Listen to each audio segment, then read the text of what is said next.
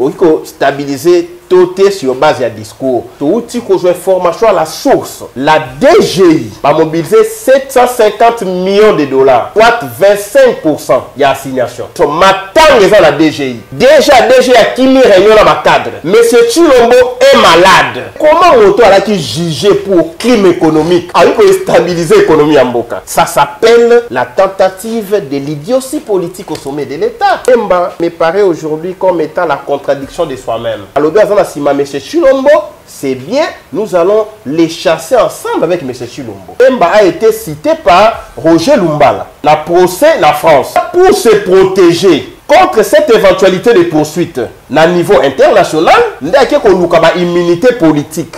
Bazu fouli ya bato ba ke belé, bazu maloba ya bemba, ba kola ngona so, kangela biso kabila. Non, ce sont des choses montées dans les médias, ça sur place tu es bien. Mais si tu va fuir à partir d'informations et non à Boutou, que balinga ki ba yembela na stade. Mande sili.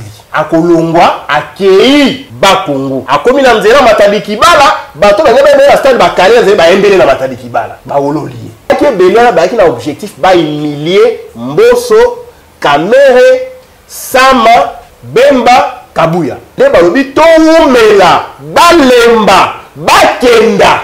Ozolanda. Nde biso tokoya, tango ba oya biso bakotika na stade. Mbata, tu es où yo constitutionnaliste tambourinaire. Et vous me dites que ce Congo est libéré, tout tika ba professeur la politique. Constitution oyo Kabila linga touché en toté les melaki. Nani a changé la constitution. Totolo on a 2 tours, to comme on a 1 tour. Il ne faut pas être amnésique. Mais c'est Christophe Lutundula. C'est lui. Le nom Christophe Lutundula, il est où? Avec M. Chilombo. M. Bochab a commis même livre. La révision de la Constitution ou l'inanition de l'État. Il est avec qui aujourd'hui? Il est avec M. Chilombo. M. Louman, qui était directeur à Kabila, M. Kabila, qui était ministre de l'Intérieur.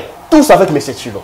On a taille à Kabila, costume wana. Une constitution, on appelle ça comme une costume de Ekokasu Chilombote. Parce que c'est la constitution, la taille nae, la masse nae. Mandelo wa 5 ans et comme 7 ans. Parce qu'il y a l'imolaï, il y a l'imonen. On a recruté 4 professeurs. Oh, bah, on va faire sauter l'article 220 à la constitution. Bah, on va changer en gros. Bah, même la constitution au Loba, président, il y aura un vice-président, un deuxième vice-président. Poste à premier ministre, bah, l'ongo liango. Bemba va être premier vice-président, Kamere va être deuxième vice-président. Bokolo Kamikole Zoya, Guterres a kokende na Burundi. Bako zongi sa source na Mesa, c'est une révélation. Accord à Addis Abeba. Monsieur à Kenya, on a démissionné. Tant on a démissionné, Ruto, les Tutsi kenyans, non mais notre Tutsi comme commandant à force régionale. Mais les Tutsi ne s'entretuent pas à démissionner à Fundi Chilombo. Vous voyez que belé, parce que belé on parce que bateau ba force autodéfense, baso bundisa biso, mais les messieurs Ruto a nommé notre commandant sans qu'on tourne à Kinshasa. Et là ici, ce territoire n'est plus sous contrôle à Congo. Bateau va disposer na commandant, na contrôle, exécution, c'est la force régionale, on va passer Kenya commandement. Et mais c'est sûr, on ne dit pas la vérité à notre peuple. C'est aujourd'hui on a francophonie, il y a ça l'audit. Francophonie, Kagame a contrôlé l'élection, c'est ça. Mais bino régime, Bondimi, j'ai la francophonie. Boboyo dit à francophonie. Qui est idiot, qui ne l'est pas. Qui est secrétaire général, il y a francophonie. N'est-ce pas lui, Sumouchikiwabo? Il a fallu qu'au Banda d'abord suspendre participation à Congo dans la francophonie.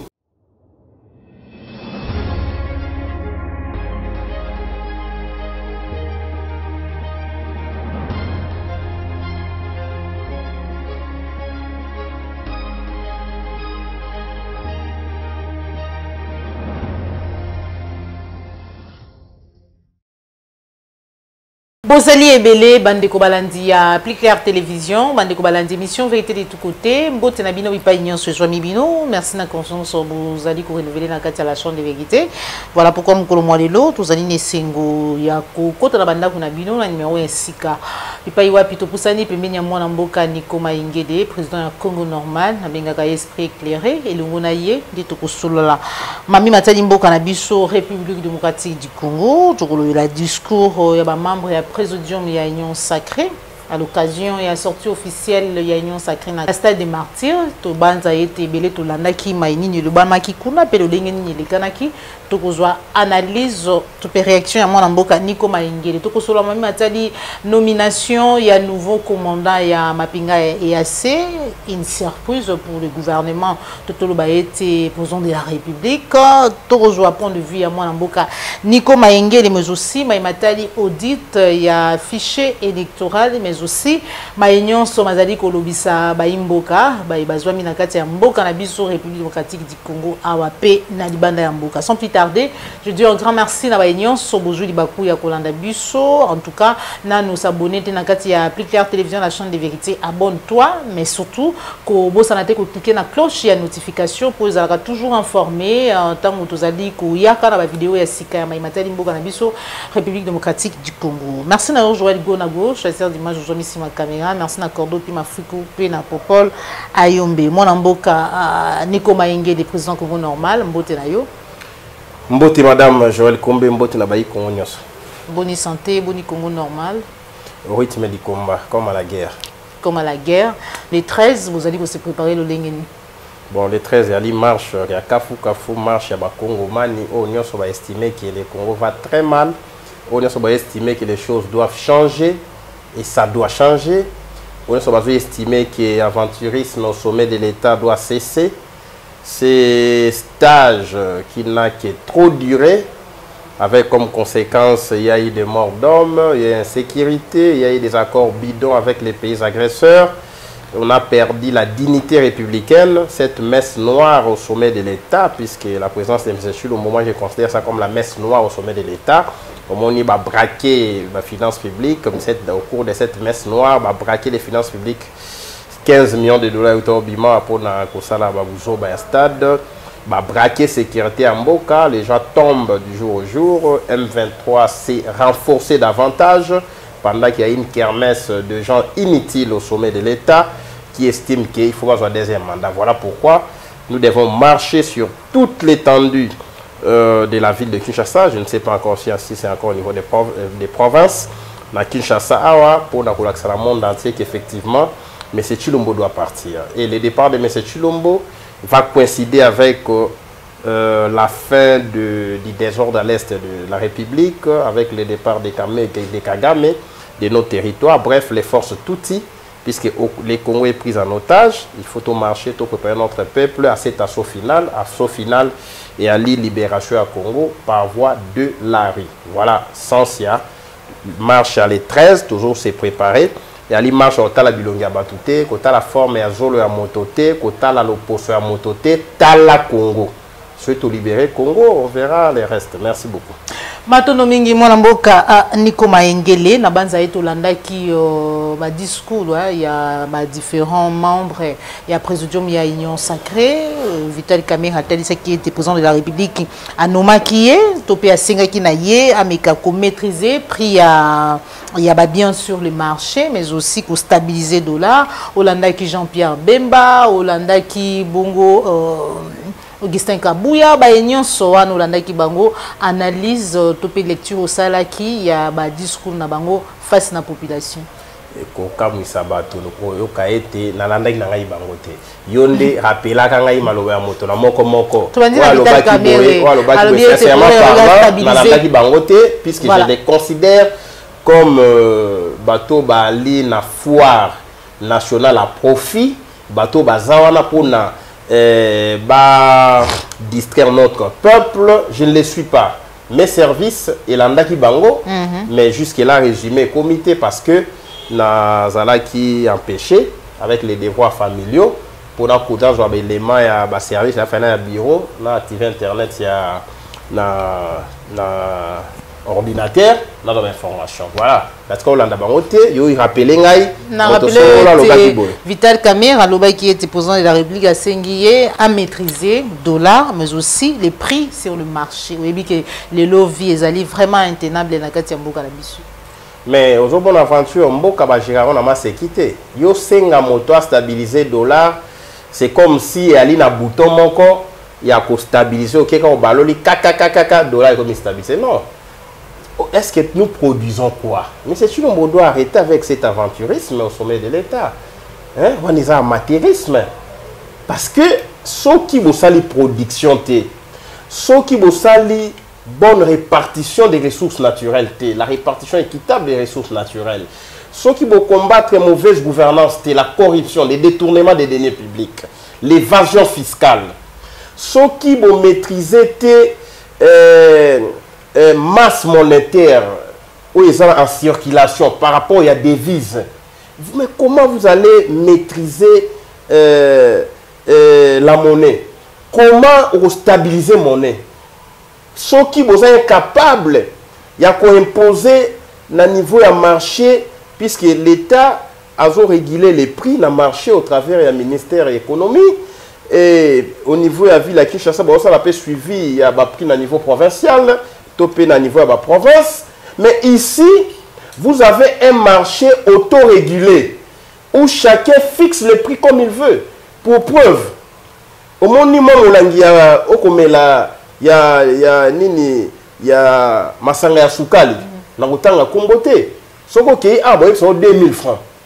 Même produit OK na quoi mosusu 2500. Au continent mon boutique mosusu 3000. Mais c'est le même produit fabriqué sur place ici localement mais vendu à un prix différent. Et vous n'avez pas un État, vous n'avez pas les inspecteurs économiques pour nous veiller ne serait-ce que la conformité des prix. Comment un seul produit, vous avez les unités, OK à prix mon sous, OK à prix mon sous, sans unité, différents prix. Et vous avez des gens, et à la fin d'ici, dit, caméra, réguler, stabiliser monnaie. Donc, caméra, du bouton,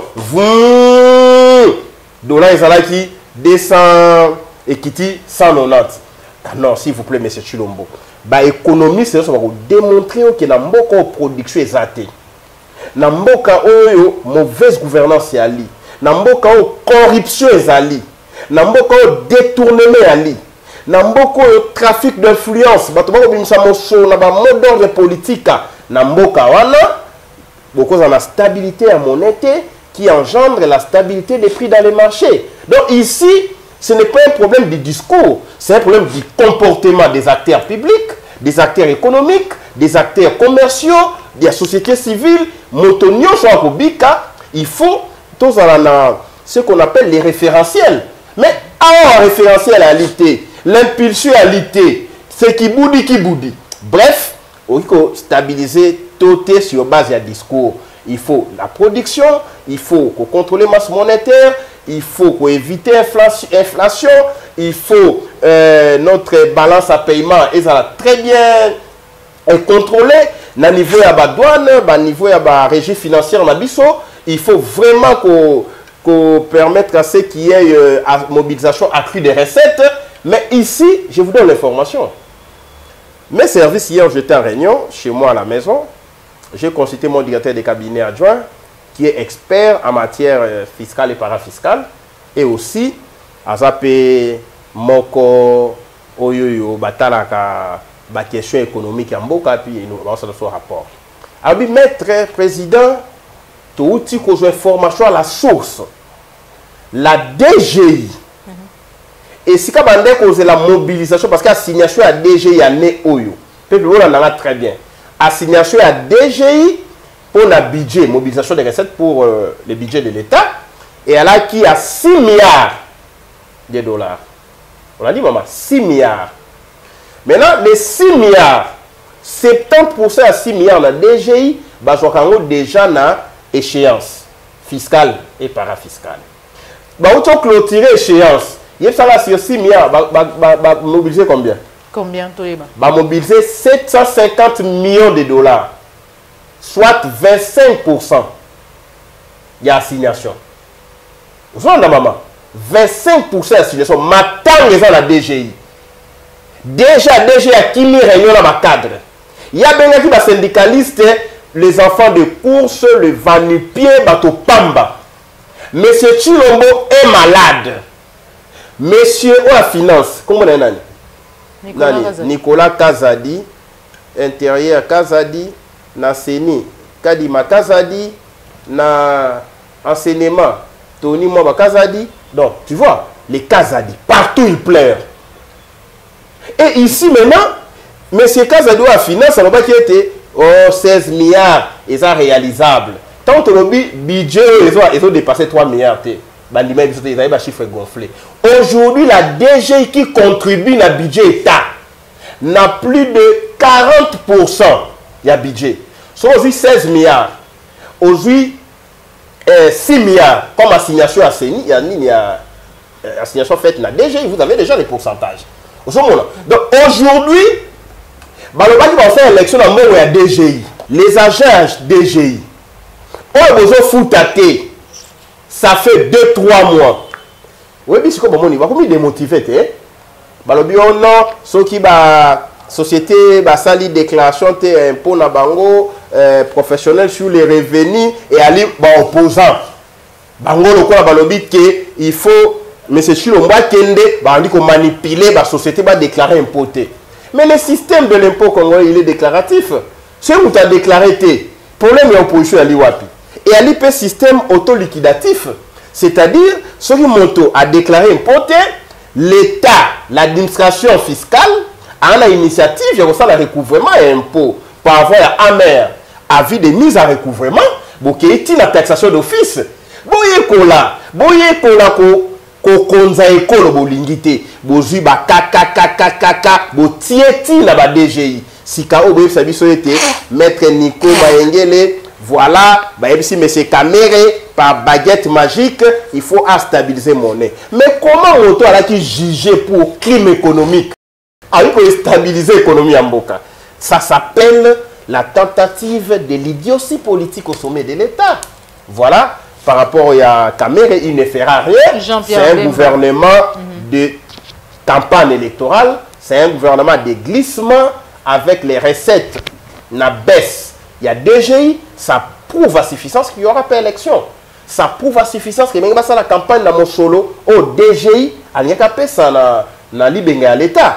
Ah, c'est quoi mon solo kiti? Bato baboy ko fout impôt. Na encourager motonio sa monique mais c'est Chilombo Ali Soussou na capacité à garantir sécurité en Mboka. A une capacité à repérer sa billet, a une capacité à repérer sa démocratie pour la commission union sacré parti État, bo fout un impôt li Soussou té. Ça s'appelle la désobéissance civile. Parce qu'avec même moi, je ne paierai plus les impôts. Oh. Oui, il faut au Komawana. C'est notre argent. Incitation à la désobéissance. La désobéissance civile, c'est la souveraineté d'un peuple. C'est le droit à peuple. À Monique, il faut combattre un système où ils allaient contre les intérêts de la République. Donc, on fout un impôt, na ba taxe, tango, pouvoir ou kenda. Babenga ngo redressement. Donc ça la redressement, donc on peut ça mon solo, na libenga à l'État. Donc peuple congolais si tu ali pouvoir eux ce qu'on fouti impôt, ba tché la meeting. Il y a union sacrée. Qu'on fout un impôt taxe bomba mon solo wana, donc on fout en 2024. C'est Nico Mayengele, la désobéissance civile, ça fait partie des méthodes pacifiques de lutte. Au Komona Nani Martin Luther King a appliqué la désobéissance civile. Au moment Gandhi a appliqué la désobéissance civile. Au moment Mandela a appliqué la désobéissance civile. Donc, ils ont la pratique. Il faut combattre un système où il y a des prédateurs. Parce que si tu peux si mon solo Bangoli, tu peux si mon solo, babeti so gaz, tu peux si mon solo, bakeba tongi ba semisi, ya pembe, tu peux si mon solo, bakeba sombi mituka. Là bas sous maman toko continuer ko pesa mosolo te mama toko bomba mosolo pona ko pesa yango na mbula matari au peuple ko tcha le bonga matondo mingi mwana mboka Aniko Mayengele Jean-Pierre Bemba talisi ete bakozala sima ya président Félix Tshisekedi pe atalisi ete bazali wana po ete ba kamba mboka elongo pona kubute hors état de nuire ba inyamboka na biso bazali bongo notamment Rwanda Uganda ba kumundisa biso bien que tu aies la vidéo, bon, tu éviter surtout authenticité na yango bipa iwa bako senga na Jean-Pierre Bemba akanga Joseph Kabila. Non. Ebi tango na Rolanda Bemba na moni vraiment que moto embaka ki baluba ko ebe bisaka moto ebanze mwana. Donc ba langa nzembo ba li ba philosophe. Bemba na kondima souté Bemba ou alobaka en 2006, je regrette d'avoir accepté l'inacceptable. Les lois lobanali na sima monsieur Chilombo o yemoko ba vidéo ezali aloba na TV5 que moto a gagné ma ponomi ali Fayulu monsieur Chilombo ali usurpateur. Les lois en sima usurpateur pour quelle finalité? Donc Bemba me paraît aujourd'hui comme étant la contradiction de soi-même. Donc il s'est contredit sur toute la ligne, il appartient à la poubelle de l'histoire. Donc c'est un monsieur sur qui on ne peut plus compter. Alors, M. Chilombo, c'est bien, nous allons les chasser ensemble avec M. Chilombo. Oui, mais les gens, je vais vous révéler un fait. Pourquoi Bemba se met derrière M. Chilombo alors que M. Chilombo, c'est l'incarnation de l'incompétence dans le monde entier. Ce qui va salir compétition et incompétence politique, il y a Azali Moto Yambo. Il y a qui est inasima incompétent. Et puis pourquoi? Parce que ça l'analyse encore froide. Au comment depuis que Bemba ou ta CPI, depuis que tu as dit Tumbala Mouka, tu as dit que dans la union monétaire, union l'État pour la Bangola, union monétaire, union sacrilège, union saleté. Tu as dit combat liboso ya laki dossier né à BCDC, combat mi balé dossier à RVA, dossier à Monsolo. Après combat là comme na combat ya survie politique et judiciaire. Regardez. Bemba wa mouvement na ezawa pina wapi ali Kinshasa na Gemena. Abimanga sous libanda ya mboka te. Oyebi pourquoi? Pourquoi? Et meilleure manière de se protéger ça kozala na sima mais c'est Chilombo parce qu'il na bokonzi. Pourquoi Bemba a été M. Chilombo? Parce que Bemba a été cité par Roger Lumbala. Na procès en France. La justice française est prête. Il y a qu'on lancé soit une invitation à comparaître, soit un mandat d'arrêt international. Maintenant, pour se protéger contre cette éventualité de poursuite, à niveau international, il y a une immunité politique. En tant que ministre de la Défense, en tant que membre du gouvernement, M. Chilombo a protégé. Au moins, c'est l'intérêt perso. Si Kao la Rolobani, la Rolobakaka, tous en la sima M. Chilombo. En réalité, nga Niko Maenge n'a poursuivi la justice. N'a la qui jugé pour un crime contre l'humanité. N'a bomate, n'a sala rébellion, n'a ali clean, n'a osa la sima moto a ibi maponomi. N'a sima moto ko boma. Devenir à notre peuple, éducation et koufi, mosolo bako iba, bako lia ngo lokola nzukumai. Ya kozana simana pour na ben intérêt na ye. Ya ngono mona lobi, biso nyonso to sangala to za sima monsieur Chilombo totala nanu makambo ya este. To bengana nanu monguna après to kotala makambo musu sima, et la kisi glissement. Et la kisi électualité. Et la kisi Bemba est là pour que ba glisser na monsieur Chilombo. Biso fototikala na ngambo ya peuple. Nous devons être du bon côté de l'histoire. Parce que union saleté, balobi bango ba na bon côté de l'histoire. Le bon côté de l'histoire avec ram, avec détournement, chile gelou, ba pillage de ressources naturelles na biso, ba carnet d'adresse na pesa Kagame, tout ce qu'ils ont fait avec EAC, les troupes étrangères contrôlent des dépenses anti-république. Bon le bakibo ali du bon côté de l'histoire. Vous êtes du mauvais côté de l'histoire. Vous êtes dans l'axe du mal, vous êtes même l'axe du mal. Et nous devons vous considérer comme les traîtres de la République et nous devons chasser et Bemba, et M. Chilombo, et les Mbosso, et les Kamere, toute cette kermesse des gens inutiles, nous devons les chasser de sorte que tout récupérer la République. Et je dis à présent, cette histoire doit cesser. Il y a qui kotoyo, to bundi, to zibokonzi, ndenge ba cheo kitundu ba kepa M. Chilombo, ba bosha ba kepa M. Chilombo, ba lumanu ba kepa M. Chilombo, même yemei tunda wasenda. Tunda wakasenda, tunda wa ministre de la justice. Oui, oui. Ba ki yende ya lobi na kolombate.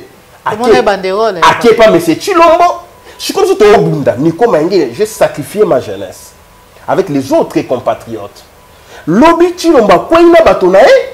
To quoi ici régime occupation après bateau ton abundana bango batata katisa lisusu na ngambo il y a un nouvel ordre politique pour te partager gestion république. Cette histoire doit cesser.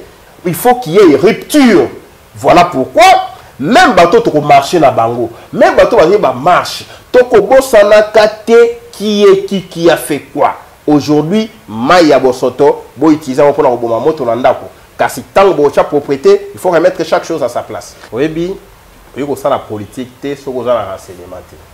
Mon ndenge na la boé avec les maigres moyens, tout ça qui est fort, tout dépasser à 1% pour toutes les informations. Vous voyez, maman, dans le information au motoir, le PSA, au cadre et stade. Bato bayaki meke, bato ebele, ba pesi mon solo na bato pour la bakenda stade. Mon sous va promettre bango, soki to komi na stade, nde to pesa bino mon solo. Mosusu ba FC bango bokolanda leader Songolo monsieur Pakala na sima ya manifestation. Mosusu ba luele bango mituka ba bengole motuka oya bino tango bozo na kata motuka ba pesi mosolo. Mosusu ba kaboli mosolo à partir ya barré de bus. Tango ba ko pesa mosolo, on les avait infiltrés. Nous les avions infiltrés. Nous avons des images. Bazo pesa 10 000 francs, 8 000 francs, mosusu $10, mosusu $5. Si 40 ans, bato va comme un stade, pour sombi bato ko somba. Maman, la patience et la fidélité ne s'achètent pas.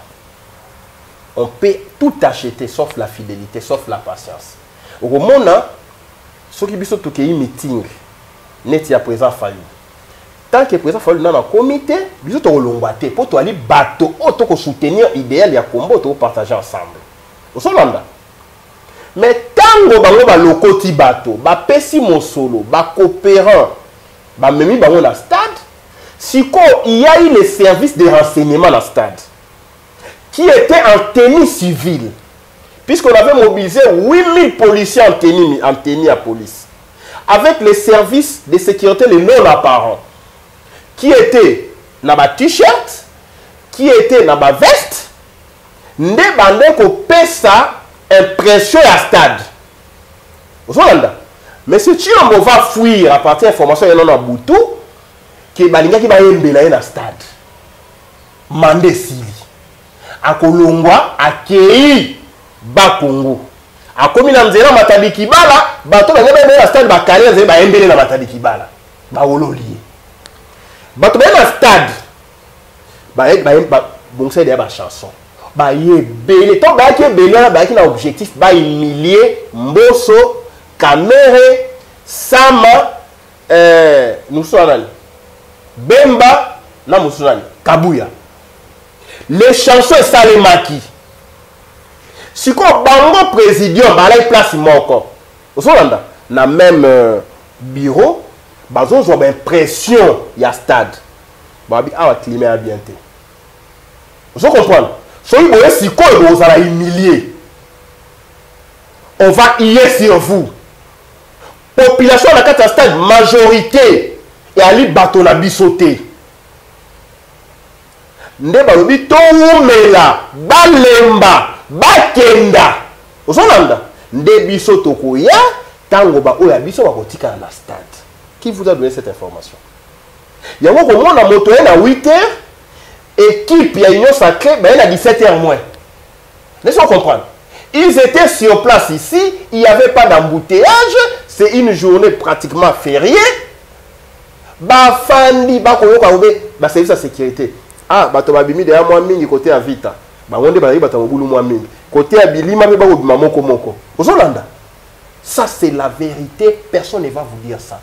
Tant que bah que non effectivement les troubles faits, parce que non bah on a servi avec des troubles faits. Ne bayei tango bayei stade etikali polele mwa bato moke siko bato batikala ki mwa ndambo wana bayoka Bemba non misusu babini bayoka nani misusu babini. Donc on comprend que ici les pouvoirs à jouer na play à début oyoyo bayebaki ba intention na bango déjà ki ba ko la bango. Laissez-vous comprendre.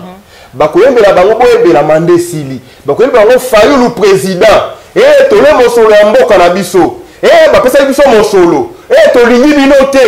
Eh, boye bela. Tokobenga na bino. Ozolanda. Baboyi humiliation wana nde bafandi balekisi ngonga. Parce que la responsabilité a sonné. Maintenant, c'est qui les responsables de cet échec? Alors, maintenant, nous avons travaillé à qui? Nous, on a travaillé. Moi, on m'a appris la politique comme dans un état-major militaire. J'ai fait la politique comme un général qui dirige les troupes en front. Je dois avoir une carte d'état-major militaire. Si je frappe ici, en cas de réplique, issue de secours, c'est ici. C'est comme ça qu'on m'a appris la politique. Donc, ceux qui ont un renseignement, comme il y a un renseignement, il y a guerre et mobilisation. Guerre et mobilisation, il y a guerre et mosolo. Au moins, il y a mboso, moso, il y a maman, il y a compte ya mboso, il y a 8000 francs dans le jus en côté. Donc, il y a dans la mosolo. Mais on le barré dans la mosolo, 8000, 10 000. Vous comprenez? Babi to beti tourne en stade, to c'est dans 15 heures, ceux qui étaient à moi dans maïto bendana. Et c'était ça le plan. Donc ici, quand un fidèle quitte l'église avant que les prêtres abanda ko prêcher, et là ici les prêtres est désavoué. Na meeting batalaka débit à plainter. Na meeting batalaka moment à message. Vous avez d'accord nangai? Les leaders arrivent, ba pesi message. Na concert batalaka tangu artiste azokota. Public ni ali face artiste, public ni a consommer musique au barobete là. La politique public ni a consommer discours. Au Solanda. Donc ici l'union sacrée est désavouée par notre peuple. Au lieu de ça va communiquer à l'okuta. Bon ça la montage la mon image à Bemba, bazui foule. Non, ça a distraction. Bazui foule ya bato ba ke belé, bazui maloba ya Bemba, ba kola ngona son, kangela biso Kabila. Non, ce sont des choses montées dans les médias. Oh, ça sur place tu es bien ngos, tu es la chaîne va monter en haut. Quand Bemba parlait, il y avait plus de gens. Il y avait quelques têtes ci et là, bato il y a IDPS, même IDPS a mobilisé même pas 500 personnes, même pas 1000 personnes. Non, ce sont des chômeurs. 4 ans de chômage, batali au pilon, c'est M. Chilombo, batali bandako, ba continue à commune yango, se résigner. Non, tout le cas changement, les changements s'appellent Martin Fayoulou. Voilà. Donc si on était sérieux, après cette histoire, M. Chilombo devait dissoudre cette union sacrée, qu'il y reste, et aller constituer en violation de l'article 97 de la Constitution. Il y a un président de l'Assemblée nationale qui n'a pas active dans le regroupement politique. Mosso, il y a des coordonnateurs. Sama, premier ministre, il y a un membre présidium. Donc, on a la politique active dans le cadre du regroupement politique. En violation de la Constitution de l'article 97. Mais c'est sûr qu'on va proclamer autorité politique. Il y a une union sacrée. Ça s'appelle les TOF entre guillemets chef de l'État. Mbata, qui est où, il y a un constitutionnaliste tambourinaire. On a aussi la bâton à terre. FCC Salemi, gouvernement mobile. Aujourd'hui, tous les gouvernements, toute l'Assemblée nationale, tous les Sénats, toutes les entreprises publiques, bango tout, basali, union saleté. Basali, responsabilité active en violation de la Constitution. Et vous me dites que ce Congo a libéré tout le professeur de la politique. Bisson la Congo normal, la partie expérience, tu as vu résolution de la réunion à Souka. Moi, Nico Mengue, le chef de l'État, Ali professeur de l'université, Tanguissa, l'université. Vous avez un corps constitué d'élite. Pour qu'on paie sa vie scientifique dans le gouvernement. Pour qu'on paie sa moyen, même salaire à la vice-ministre, top ministre. Mais professeur de la politique, parce que Mbata Botan, ça va tourner dans la loi constitutionnelle. Où ils ont une séparation à pouvoir entre l'officiel et le privé. Il y a un président parti politique. On a une activité politique, un parti politique, on appelle ça membre du gouvernement, on appelle ça premier ministre, on appelle président de l'Assemblée nationale, on appelle président du Sénat. Ça existait où? Voilà pourquoi la scientificité aujourd'hui est bimi la fenêtre, bourgeoisie et conti et s'asseoir. Et vous avez des professeurs vraiment, on va retenir ça dans la biseau, droit constitutionnel, sciences politiques et administratives. S'il vous plaît, voilà pourquoi on doit vraiment mettre un terme dans cette histoire. On a dit professeur, zala enseignant. On a dit expert, zala expertise. On a dit politique, zala politique. L'expertise n'exclut pas. Dans la politique, on n'a pas expert dans la finance publique. Dans la politique, on n'a pas expert dans le droit. Mais professeur d'université, société civile, société savante, bofandi biso ba politique to ba vie technique to moni mboka inflation et makasi et faculté économie biso so ba vie technique comment combattre cette inflation vous comprendre to moni problème ya EAC ba constitution na institution mo faculté à droit biso so ba vie technique comment quitter une organisation internationale comment poursuivre ba to ba sali crime de guerre crime contre l'humanité zolanda biso ba vie technique faculté polytechnique. Vous avez vu technique par rapport il y a enrichissement uranium à des fins civiles. Il faut trouver une arme nucléaire dans le Congo à des fins civiles. Comment faire? Faculté à agriculture. Comment lutter contre la sous-alimentation, la malnutrition? Il faut quoi? Donc, des études thématiques et spécifiques. Alors, les politiques appliquent ça. Mais ici, il y a des savants, au commis dans la politique, au thème c'est lui. Voilà. Moi, Mboka, Nico Maingele na Augustin Kabouya, discours naïe, un peu différent. Na bao misusu ya bandeko misusu, pour lui apparemment tout va bien. Souci na bango mingi na IDPS, c'est ali deuxième mandat, tokoyo kapé, et pas na bango du solo ya révision à constitution, poko yamba yango ndenge nini, moko na bango na yamba ki atalisa ki était singeli oui ko réviser constitution parce que ezali na article misusu ezali na ezali na belé na kati ya constitution ezala ki taillé sur mesure il y a certaines personnes oyo ba dirigeant ki mboka la biso. Webi na Congo to tambola neti mutuna se makolo likolo neti bitokomi société ya ba zoba neti tokomi société moko ya batu momboye neti tokomi ba mongol neti société moko batu momboye ba perte de mémoire donc société des inconscients donc des gens où va respecter les choses dans le monde te maman constitution oyo Kabila linga touché en to telemela ki nani a changé la constitution. On a 2 tours, on a 1 tour. Il ne faut pas être amnésique. Il y a une constitution taillée sur mesure. C'est-à-dire, les constitutions n'ont profit à les présents qui gèrent, qui gouvernent. C'était qui? Je vous cite. Monsieur Christophe Lutundula. C'est lui a une proposition à révision à la constitution à parlement, on a 2 tours, il y a élection, on a 1 tour pour l'élection président de la République. Le nom Christophe Lutundula, il est où? Avec M. Chilombo. M. Bochab. On a professeur exact. Tout le monde a M. Bochab, M. Mbata, M. Lumanu, inutile que professeur, ce n'est pas intéressant. Parce qu'un professeur, c'est l'excellence, c'est la science. Mais une science sans conscience n'est que ruine de l'âme. Monsieur Bochab a commis même livre la révision de la Constitution ou l'inadmission de l'État. Tu empêches chaque révision dans l'article verrouillé. Est-ce que Congo Koufa quitter? C'est une thèse morte sur le plan scientifique. Parce qu'il n'y a pas eu inadmission de l'État. Il est avec qui aujourd'hui? Il est avec monsieur Chilombo. Monsieur Lumanu, qui était directeur à Kabila, monsieur Kabila, qui était ministre de l'Intérieur. Bochab, président de l'Assemblée nationale. Bochab, ministre intérieur. Bochab, ancien directeur Kabila, monsieur Chilombo. Il y a monsieur Kabila. Ils sont où? Tous avec monsieur Chilombo. Kamel, qui était à l'Assemblée nationale, il est avec monsieur Chilombo.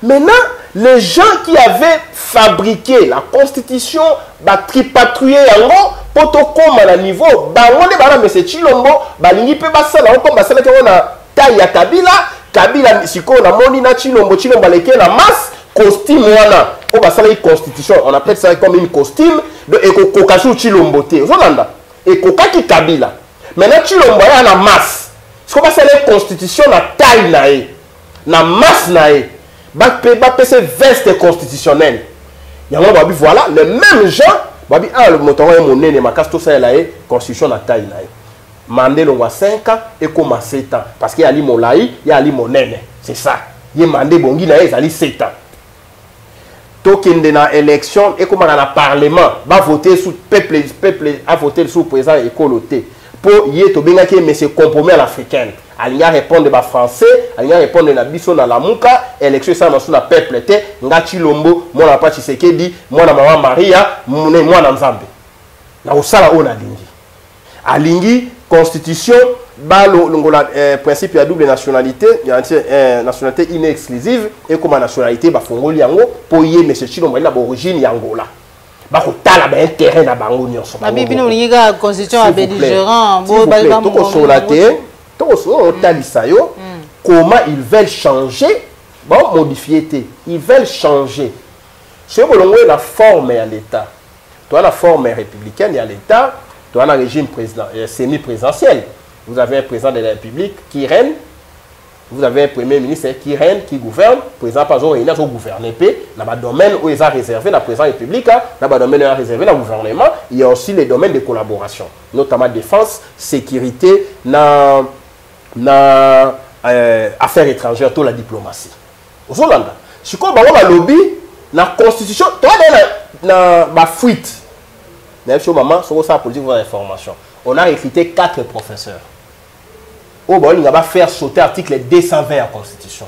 Bazo tala bache ba linette. Boutou bako tala ndenge nini article ali verrouiller mandat ya chef de l'État.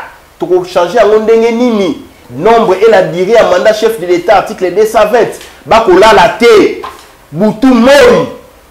Article 220 to mo na balobi les nombres et la durée des mandats président république va changer en côté. La forme républicaine de l'État, les principes de suffrage universel, la forme représentative du gouvernement, les nombres et la durée des mandats du président de la République, l'indépendance du pouvoir judiciaire, le pluralisme politique et syndical ne peuvent faire l'objet d'aucune révision constitutionnelle.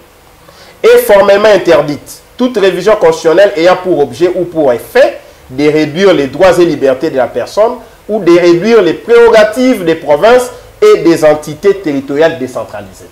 Mon article 220, il va changer. La constitution Roloba, président, ce cas de président, il y aura un vice-président, un deuxième vice-président. Aux Hollande, poste à premier ministre, Balongo Liango. Bemba va être premier vice-président, Kamel va être deuxième vice-président. Aux Hollande, il y a Parlement. Et comment on va voter pour la République dans le système d'élection indirecte. Mandat est comme à 7 ans. Renouvelable. C'est-à-dire, mais c'est sûr que vous avez vu 5 ans. Vous avez triché 5 ans à mi-balé. Pour réviser avant l'élection, tout comme après l'élection. Vous avez mais on va changer la constitution avant. À quel lobby? Vous changer le Parlement. Bon, le mandat est comme à 7 ans. Comme à 5 ans, à 14 ans et comme à 19 ans. Biso va ni comme un c'est notre peuple. Bafwa, bachala. Bache constitution, la messa kuna la parlement, bazo changer en haut. Yo peuple voter sur mon conseil coloté. Est-ce que l'on dit en haut? On dit en haut, biso nyo sur le parlement, to benga na bato yo. Récupérer la constitution et la SICA, on a réduit même mandat. Tendance est à aller baissière. Mais tu as un mandat. Mais comment vous avez un mandat dans 7 ans? Si vous êtes incompétent dans 5 ans, c'est ne peut pas échouer dans 5 ans. C'est un problème. Il y a intelligence, c'est un problème. Il y a vision, c'est un problème. Il y a sérieux dans les affaires de l'État. C'est un problème. Il y a détermination. Là où vous avez échoué dans 5 ans, si on a 7 ans et la cité, tu vas réussir. Puisque le conseil intellectuel serait à nul et à nul. Mon temps, il y a un mandat à 7 ans, il y a 5 ans. Donc ici, le problème n'est pas textuel, les textes. Le problème, c'est humain. Il faut que l'on humain, bateau, bali, prédateur, dinosaure, bateau, bali, incompétent, tout bateau, yebi ko konza ekolo. Attends 5 ans. Ce qu'on dit malin, on peut préparer sur 5 ans, 10 ans, oui, qu'on sait quelque chose. Est-ce que maintenant, ceux qui m'ont soigné à continuer? On ne peut plus continuer à voir Mobutu 32 ans, Kabila père 4 ans, Kabila Joseph entre guillemets 18 ans, ça fait 22 ans, entre guillemets, les deux Kabila, que Tshilombo, ça a 19 ans à pouvoir. Mais c'est toute une génération qui est partie. Donc ici, il ne faut pas décourager Bango. Il faut qu'on pousse Bango dans la moto. Tant que kola, ce qui moi na lingi simba moto, tika nié simba moto. D'accord. Tant à kozika et côté aye. Tout bon de la bangote, beau changer constitution, beau tiens on mesa, attends le to comme royaume. On a dit maman, beau to comme royaume. Attends le to comme empire, beau tchak to comme empire. Siko biso to kobunda entre les féticheurs et les croyants. Vous êtes les féticheurs de la République, nous sommes les croyants de la République. Et on va voir qui va chasser l'autre. Merci beaucoup, Mme Mboka. Nico Maingolo, parlons de situation sécuritaire.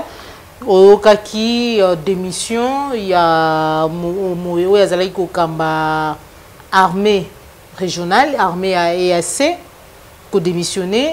Baouti qu'on nommé, il y a Sika par président William Ruto, il y a Kenya nommé nouveau commandant à EAC. On dirait au gouvernement congolais, président de la République, qui sert plutôt prénant qui logo la bisounion congolais nomination, il y a nouveau commandant, il y a Mapinga à EAC. C'est dit à quoi? Qu'est-ce qui se passe, mon Mboka Nikomani? Oui, bien, Mboka va gérer, on a ma sécurité. Mboka va gérer, on a tâtonnement, on a navigué à vue. Oui, bien, c'est une bêtise historique énorme. Autre, pardonnez jamais à M. Tshilombo.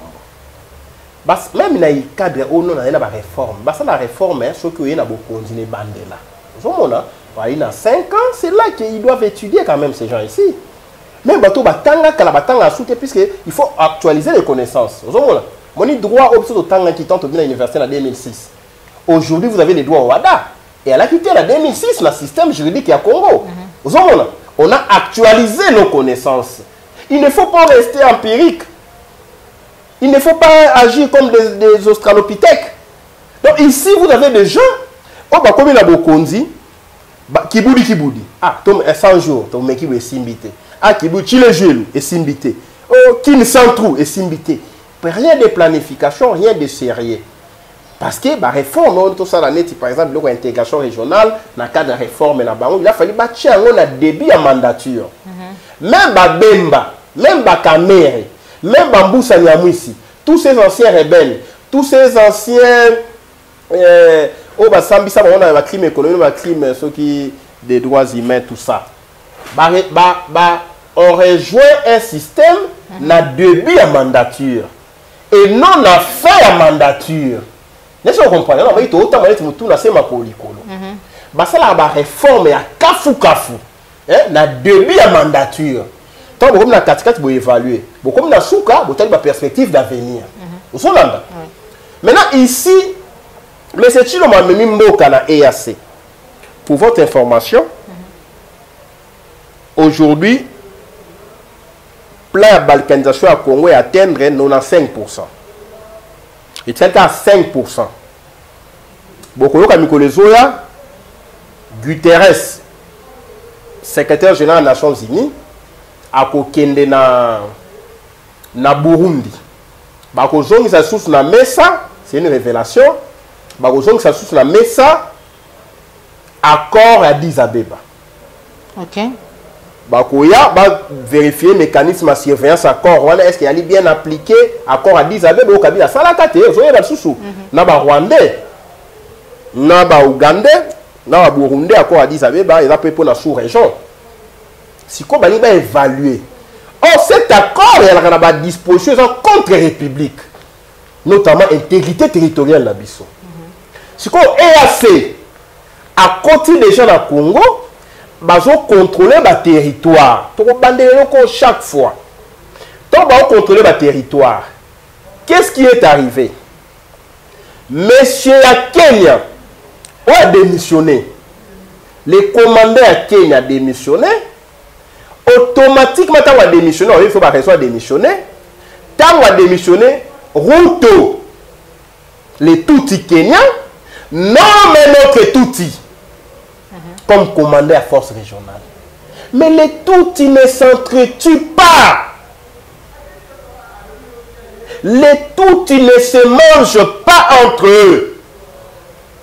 les touti bali na la protection à minorité. On a vu ça minoritaire, tout ça. Maintenant, vous avez un touti na tête ya force régionale. Vous avez les touti na M23 du Rwanda. Vous avez les touti de l'Ouganda na force régionale. Vous avez les touti du Burundi. Mais tous ces touti réunis, balukaka yobe mabele à Congo. Et vous avez un monsieur Chilombo qui leur a offert mabele à Congo na adhésion ya RDC na EAC. Na article 4 ya charte topé traité les autres EAC. Babi EAC soit na moka ba Henri ko zoma mabele. Aiko pesa yango na ba membre mosusu. Mais tu aussi EAC. Beaucoup zoma mabele na bisoté parce que constitution na biso lobby yamboye to kate la moto mabele faut tout le peuple na référendum. Si content le moto wana démissionner lobby ni. Objectif ba elaki. Et alaki maman ba zoma mabele. Ba kuta na résistance ya ba mai ba autochtone, ba kolomboka. Ozolanda. Ya lobby to moni ba mercenaire ba Wagner. Ba to ya Russie pe ba ali pe na est.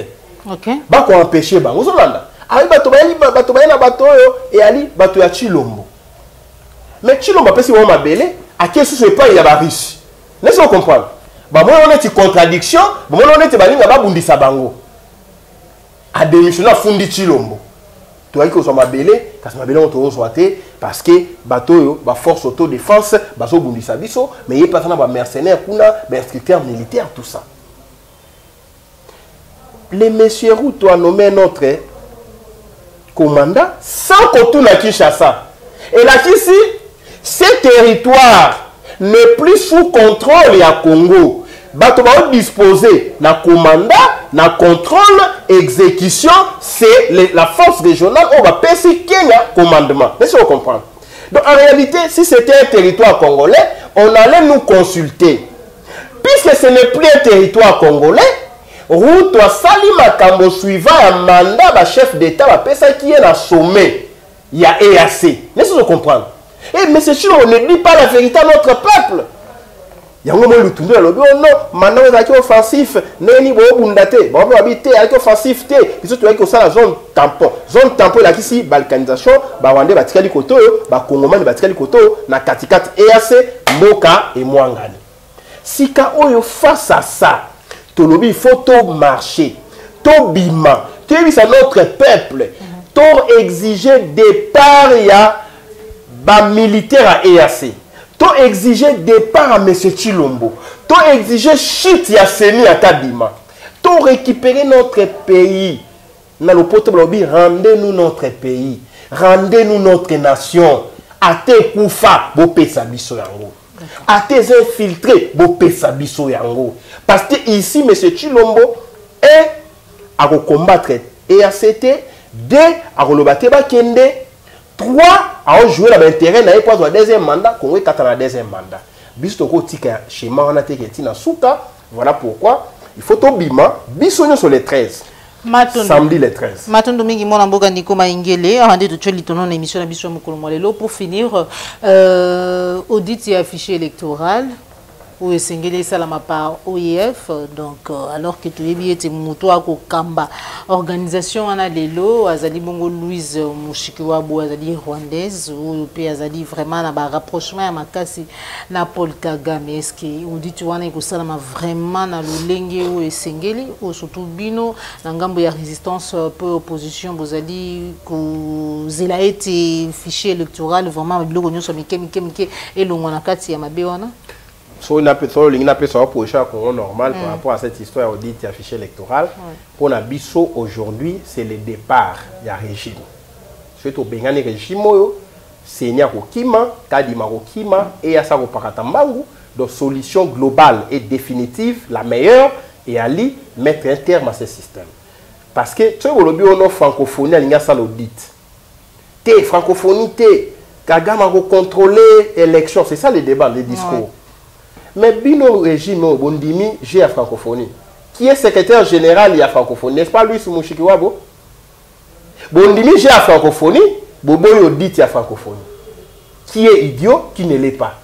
Il a fallu que Banda d'abord suspendre participation à Congo dans la francophonie. Tout le moins dans la francophonie. Donc, conséquence logique, j'ai la francophonie, on veut distraire notre peuple. Deuxième conséquence, audit et affiché concernant la francophonie. Mais ceux qui ont les membres de la francophonie, on limite la francophonie. Ce qu'on voit audit. Donc, vous voyez comment les gens ne réfléchissent plus. Voilà pourquoi, on a besoin de décision globale et définitive. Une décision solide. Et non de demi-mesure. Ici, les problèmes, ce n'est pas les problèmes, il y a audit. Les problèmes, il y a un système qui a institutionnalisé la fraude, les détournements, la trahison. Il faut que bouter dehors ces systèmes. Avec les nouveaux dirigeants, la francophonie va nous regarder sous un autre œil. Parce que nous sommes le pays le plus francophone dans le monde. Francophonie qu'on a dirigé par une anglaise. Parce que la dame là parle anglais, non? La rwandaise. Rwanda est comment la langue officielle anglais. Mais vous acceptez d'être membre d'une telle organisation, mais vous voulez refuser la décision de l'organisation. C'est idiot. Soit vous quittez l'organisation, vous suspendez la francophonie, tu bengani la francophonie dans le Nabiso, tu même langue officielle Nabiso comme dans le Lingala, na Swahili, na Kikongo, na Chiluba, et au-delà de la langue nationale, vous avez moto dans le gouvernement de Kasai, avec ça la paix lettre na Chiluba, c'est notre langue. Tu n'es pas la Kinshasa. Vous avez comme ça, la langue française, les Français, et comme la langue de recherche. Je suis scientifique, j'ai fait mes recherches en français, j'ai fait mes recherches en anglais. Mais tant que vous êtes dans la francophonie, vous ne pouvez pas vous dérober. Donc ici, le problème, ce n'est pas le problème, il y a audit, c'est un problème, il y a système. Chilombo, un système parti-État, un système il dépasse. Donc, pas c'est l'équipe, il dépasse. Voilà, maman. Il dépasse. Donc, pas c'est l'équipe, le kolanzala l'équipe peuple. Vous voyez, l'autre, ça là, qui est mon toit tomboka, le kolanzala, ezalité. Tant on les suit, le ventre affamé n'a plus d'oreilles. Au cours de la sous mototé, pas si n'est commis. Batoba ko la lanzala. Batoba ko lia la délestage. Tobima le 13 samedi, le 13 mai. Bissonio sorti na palais du peuple. Pour notre l'accent dans le monde entier, que Congo est indivisible. Mais avec M. Chilombo, Congo est Kokatana. Avec Congo na EAC, Congo est Kokatana. Avec ma prof local à Mbata, science et Babeti à Mbata, science et Koufi. Voilà pourquoi il faut tout tambola, tout libérer Congo. On va marcher au dit affiché, au ceci. Quand on communique sur le terrain, notre peuple, prenez vos responsabilités. Moto Zongate, Chilomba Kima. Azu déjà, où avez besoin. Mon solo. Ba chaussure, ba oya ko memela kae. Papa, ta la chaussure ya mwana wana ekomi, ye pa simbi atalibo ya bi ba yambani, ba pesa lipo poa ba chena réseaux sociaux ba ko seka biso. Maintenant les gens oyo bana mbongo osomba chaussure té, tant ba otala ba image ande wana. Donc le pays ne peut pas être aussi bas que dans les caniveaux. Nous devons nous lever comme un seul homme pour diriger notre résistance, notre libération envers M. Chilombo et alliés. Ce qui katola libanda ta joue mon kondeko. Chilombo ko makasité akopakatambango. Voilà pourquoi nous tokozalawana na bengisi dinope boya. Moi je vais marcher pour les pays. Je vais marcher pour la libération du Congo. Bon tala moto apene pene na ngaité na li comptabilité ya ba passer à bateau. So na maman. Na li comptabilité ya masumu ya bateau. Yoko boy ko fouiner dans les passés. Non, moi ni comme un président. Maman, même yo de tout ça l'émission de ça infraction faut OK ba. Moi je vais fouiner, ce n'est pas les passés de Nico, c'est les passés du Congo. Et le groupe ça mon solo na caisse ya l'état et ali ba mbongo détourné. Les biens mal acquis. Moi, chef de l'État, j'ai créé, les mêmes jours, la direction générale du bien mal acquis. Il y a 300 maisons. Au Salakini, nous posons 300 maisons. Bonjour, ton immeuble à 25 étages dans la ville. Il n'y a pas de service qui interpelle ces gens-là. Mais monsieur, s'il vous plaît, mon solo, ton immeuble aux yeux, puis à la blanchiment d'argent. Mais comment Motosoka a commis ministre, a commis millionnaire. Comment ça? On doit interpeller tout le monde. Voilà. Donc ici, moi, Nico Maenge, quand nous allons pour la mboka maman, so inzamba making dans 10 ans que Nico Maenge le président. So inzamba making. Je vais répondre. Parce que je sens en moi, sincèrement parlant, l'idée à patriotisme collectif. Il faut qu'on imprègne on a mutu à mutu nyonso la patriote. Osola na maman. Quand la patriote au moni chilomba zo yiba to mutu yi dépêche. Critiquer, dénoncer, marche yaka. Pour ce to créer misala, yo peut être besoin mosala, yo to créer qui Congo normal. Congo normal ya li bato yo ba ko ta la famille te ba ko ta la tribu te ba ko ta la parti politique te mais ba ko ta la Congo est à la normale. Ozolanda. Voilà pourquoi biso SL slogan ali 2023 tolobaki longola beton anzela ngaso na monde ko longola ngone type par onyo kwa mapo lia bien te 2023 on doit bombarder les bétons. Donc Nico Maengele comme Poutine na cheba missile hypersonique sur les régimes, je vais bombarder politiquement ces régimes et que mwanga na tamuke faut bombarder on faut pousser peuple nanzela puisque le salut du peuple c'est dans la rue. Merci beaucoup les saluts du peuple c'est dans la rue. On dit tout chez litono na émission na biso émission vérité de tout côté ya mukolo mwalelo. O tozala ki ne sengo ya kuyamba pona bino mwana mboka Nico Maengele na banza ite na usenga numéro ya téléphone na ye pona bayo bozala na bosenga na ye na banza ite dina baka chaque fois boye da kabiso tant to kuyamba ba to kosenga bango ba numéro ya ba téléphone tant ba pesa ka ezali bien malamu o noter ou enregistrer yango na téléphone na yo au cas ya besoin pour contacter ou lier kozonga ka maman Joël comme numéro ya maître Nico alors ko landa kabiso alors ka pesa ka chaque fois numéro ya téléphone mwana mboka Nico Maengele message nini ba bazuli ba ko ya kolanda mukolo mwalelo ba ko retenir pe numéro ya téléphone pour na ba kozana bosenga na yo. Merci maman. Numéro ya téléphone est ali 084 donc pour la banda plus 243 84 84 86 177 plus 243 84 84 86 177. Message n'engé à l'air est grave. Le pays est en voie de disparaître.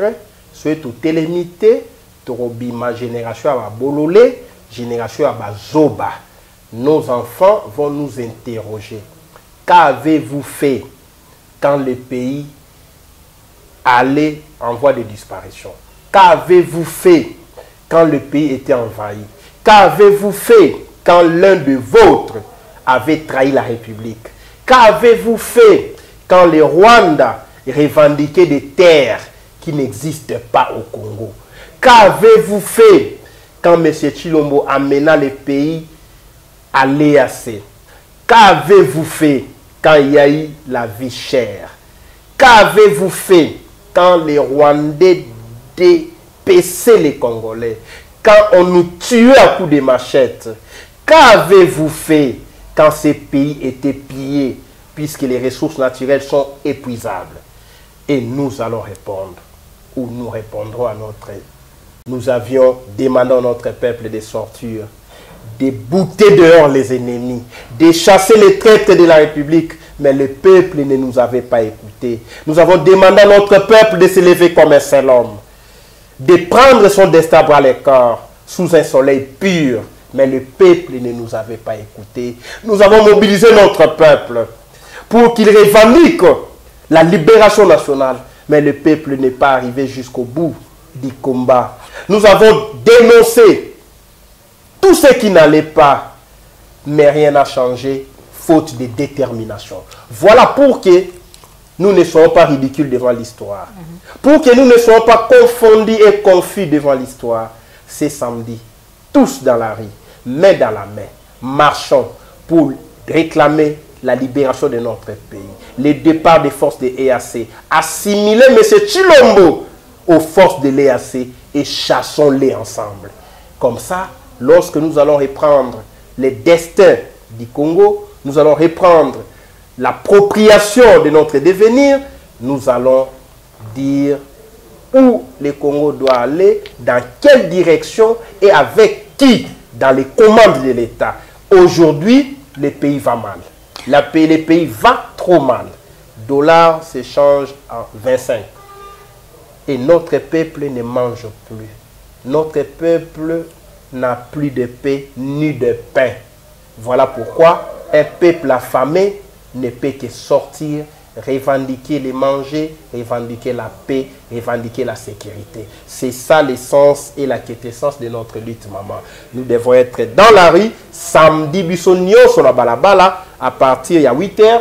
Nous avons déjà la place Super Lemba. Super Lemba, Tokiti, Limete, Sendwe, Palais du Peuple. S'il vous plaît. Ce que comme Palais du Peuple, il y aura des millions de gens. Oh, Monica Otikane à Palais du Peuple. Ah là là, aïe toko nae. Oh, Monica Roya, atana moi sardine, aïe kaka. Parce que bateau, c'est motif de décembre. Au sein de la sont un coup fourré.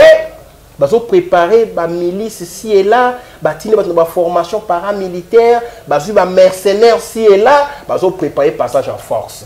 La meilleure manière de gagner une bataille, c'est de surprendre l'ennemi. C'est ça mon message. Merci beaucoup. Merci beaucoup. Mon amboka Nico Maengele pona ko yanula Lucas na biso mukolo mwalelo. Merci na ba nyonso bolanda ki biso. Un grand merci na Albertine depuis Allemagne, motema papa Osé. Merci na papa Laurent Bo. Na papa Laurent Bungunza, merci na Jean Bembe West, pena ba nyonso vous allez soutenir Plus Clair Télévision de près ou de loin. Félix Mbatika depuis Londres, de tukutani bongo balasi masuni kola ba télévision. Au sepela ki na émission liker, zalim bala yambola na biso ko bosana te ko s'abonner. Au revoir.